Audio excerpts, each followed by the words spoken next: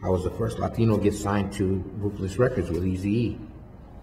We started the project. We started recording the Smile Now Die Later album, which still went and sold 490,000 units without even really no street promotion or really push, just off of what we were doing. But what happened is maybe,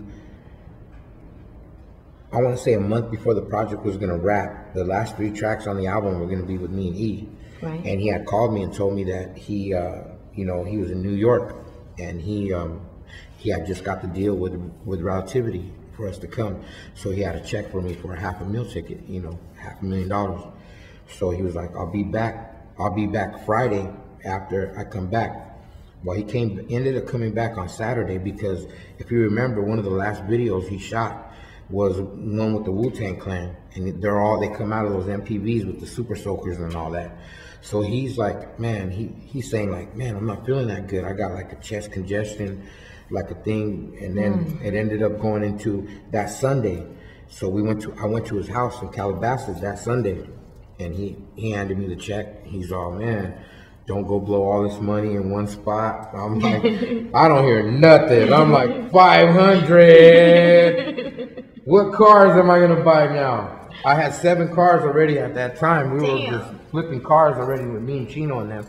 So I just, that was like that Sunday, and then they told me, he's like, man, I got some congestion in my chest. It's turning into like bronchitis or something, right? Wow. So that was the stint to the hospital. He never came out. Well, I had a girlfriend at that time, and she told me, she said they were at Cedars-Sinai, and she called me on the phone. This was before anybody knew about Eazy contracting the AIDS virus or anything like that. She called me, she said, Eazy's on the AIDS floor right here at Cedars-Sinai. And I'm like, really? I said, yeah, he does a lot of charity things. He probably is up there visiting the patient, or seeing something. And she just abruptly stopped me right there, and she said, Frost, Eazy's on the AIDS floor. They don't let people up here, period. There's not no celebrities. It's not none of that shit like that. So I called Tony. Tony G, this was our producer that did La Raza and all that. And I'm all, Tony, this girl told me this on the phone.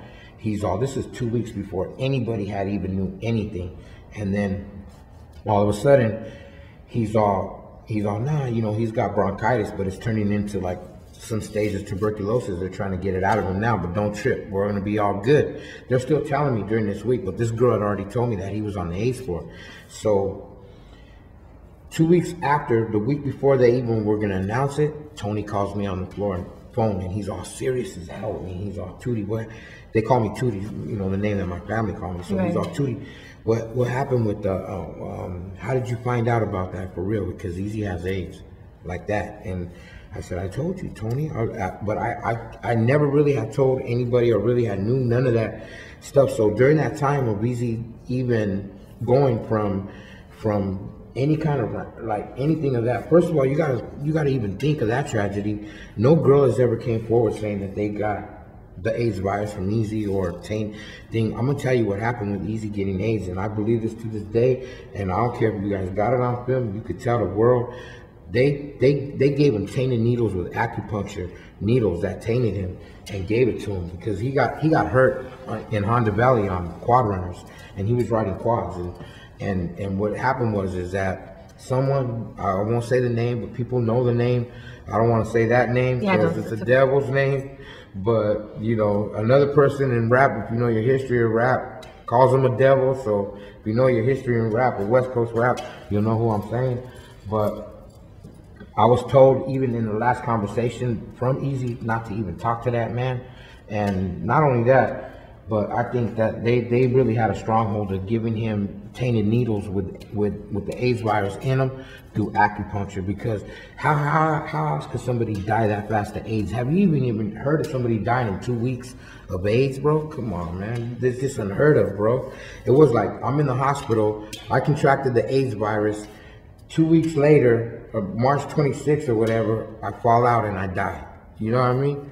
It's the same conspiracy to me in my eyes of rap, if you really want to know. like Operation Either Stop Rap, or a dude that was just mimicking "fuck the police." It seems like every person that's done a record about that, or done that, or raised up to the government, is either been their demise. Tupac, another example. Mr. Clinton, Mr. Vato, you're too lame to understand the way the game go. You're lame, so I gotta hit you with a hot pack. He's talking about straight killing the president of the United States, and then his demise happens from a sniper, not a gangbang killer, bro. Come on, think about this. A dude that's gonna come and meticulously put 5, 6 bullets in a circle is not a gangbanger, dude, because gangbangers that come and shoot are just gonna shoot like that and hit bullets on the wall, on the top, on the thing, and hope that they got enough rounds to clip one of their enemies or not.